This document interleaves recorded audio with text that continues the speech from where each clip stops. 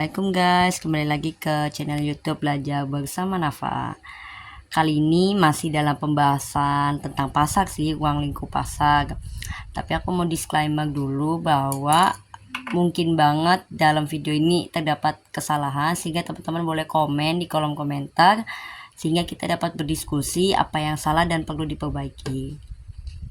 Kali ini kita akan membahas tentang surplus ekonomi dan intervensi pemerintah dalam pasar. Nah, kita akan pertama tentang surplus ekonomi terlebih dahulu. Lalu sebenarnya apa sih surplus ekonomi? Surplus ekonomi adalah kelebihan kesejahteraan akibat harga keseimbangan. Jadi namanya surplus itu adalah keuntungan gitu. Bagaimana terjadinya keuntungan dalam pasar.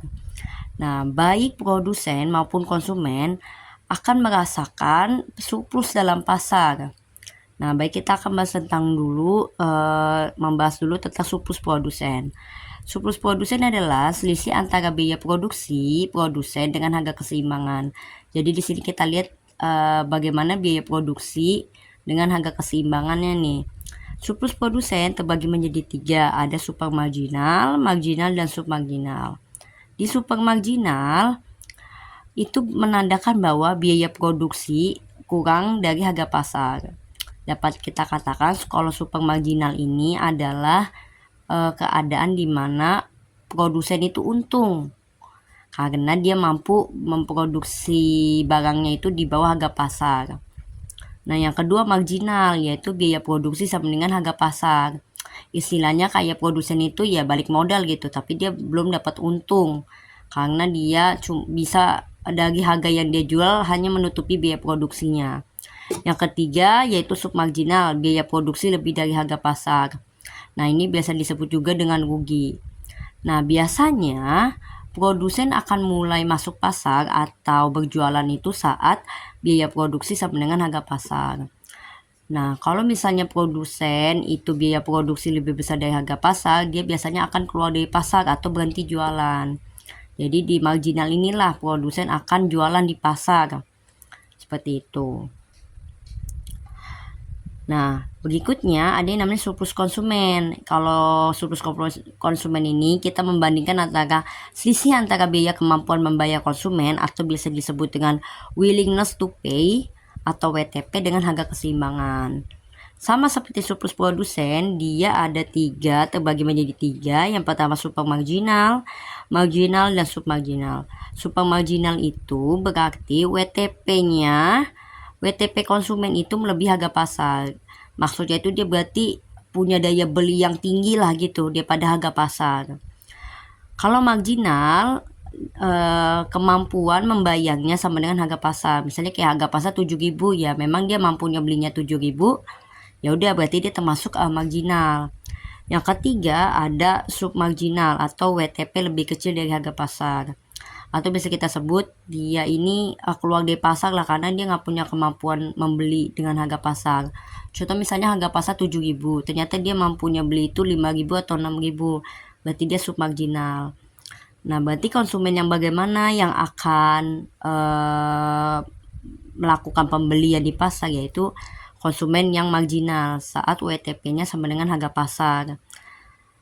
Tuh. Nah, untuk kurvanya teman-teman jangan kebalik ya. Jadi ada keseimbangan, ini demand ya, bukan P, ini demand.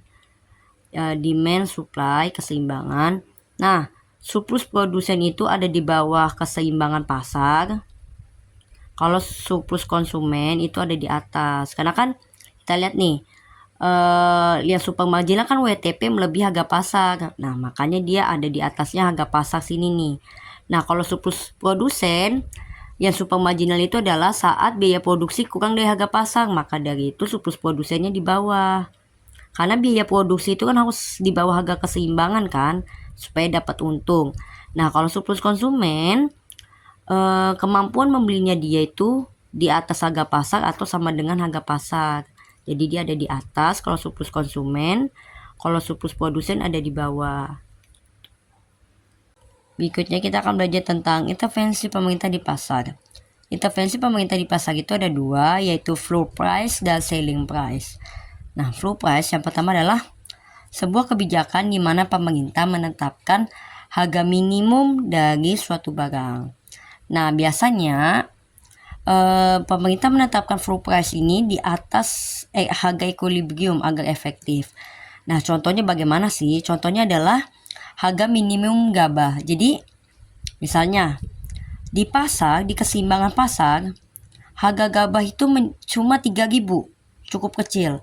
Tapi sama pemerintah ditetapkan harga minimum menjadi 5.000. Nah, ini kan di atas harga pasar kan?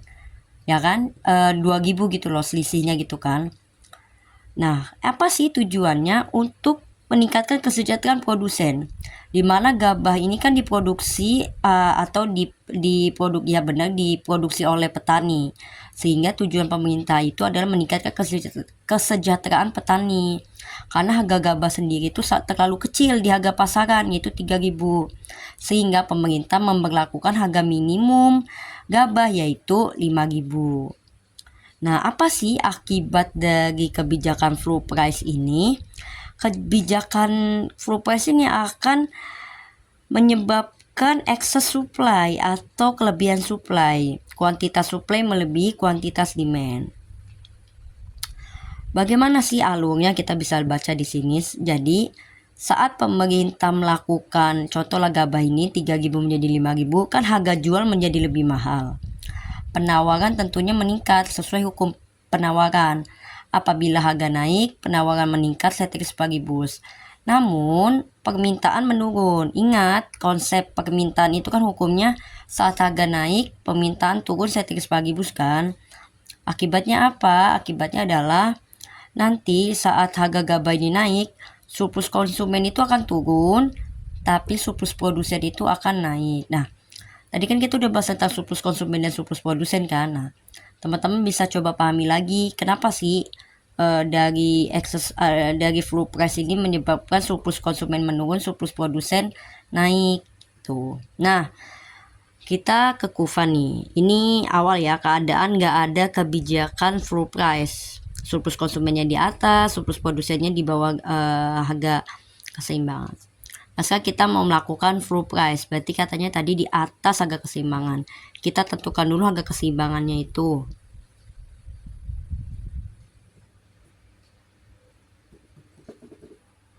Aduh. Berarti ini Q, ini P.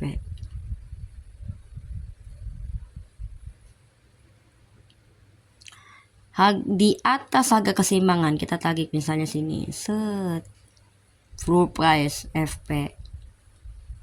Nah, dapat kita lihat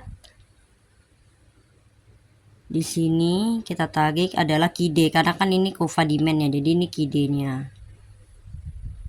Di sini QS. Nah, benar nih. Excess supply. Jadi supply-nya itu melebihi dari yang awalnya segini, ya kan? Keseimbangannya kan di sini.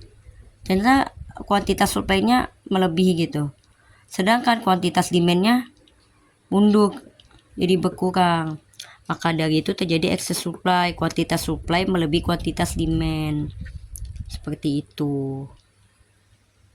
Berikutnya, kebijakan selling price. Selling price adalah sebuah kebijakan di mana pemerintah menetapkan harga tertinggi dari suatu barang.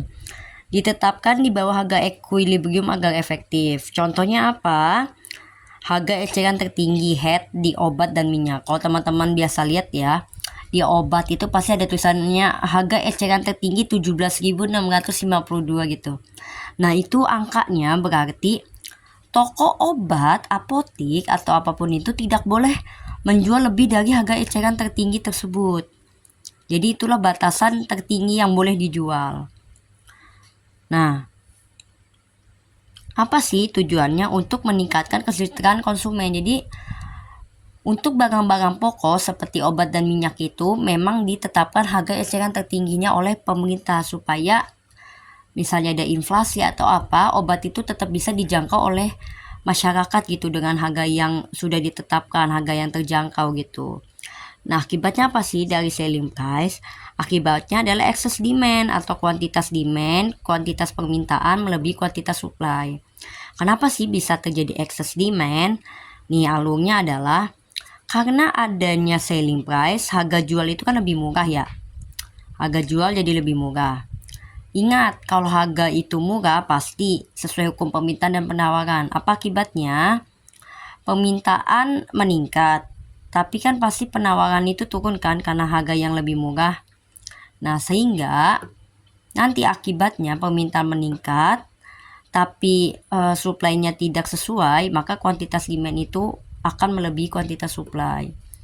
Nanti ujungnya surplus konsumen itu akan meningkat, tapi surplus produsen turun. Kenapa saat selling price surplus konsumen meningkat?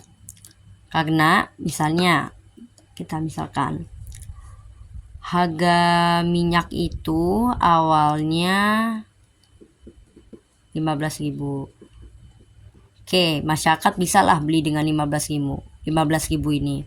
Tiba-tiba pemerintah melakukan selling price minyak menjadi 13.000. Nah, selisih 2.000 ini adalah kenaikan surplus konsumen. Jadi surplus konsumen itu meningkat. Awalnya konsumen itu kan ya udah beli 15.000 nggak ada kembaliannya nih. Tapi saat ada floor price ada kembalian 2.000 kan. Nah, ini disebut dengan surplus konsumen. Tuh. Nah, surplus produsen turun. Karena turun dong, misalnya awalnya kan harga jual 15.000 terus jadi 13.000. Nah, udah jadi turun kan, keuntungan konsumen turun 2.000. Seperti itu. Lalu bagaimana di kurvanya? Di kurvanya itu nih awalnya nih nggak ada intervensi pemerintah, nggak ada selling price. Ini keseimbangannya tek tek tek tek tek tek tek tek tek tek tek tek tek tek tek Q terus P gitu kan. Nah, katanya selling price itu bukan katanya, memang selling price itu ditetapkan di bawah harga equilibrium. Kita tetapkan. Oke, kita lihat. Tek tek tek tek tek tek QS di sini karena ini kan supply itu kena set gitu. Ini QD. Nah, jadi QD-nya itu bertambah gitu.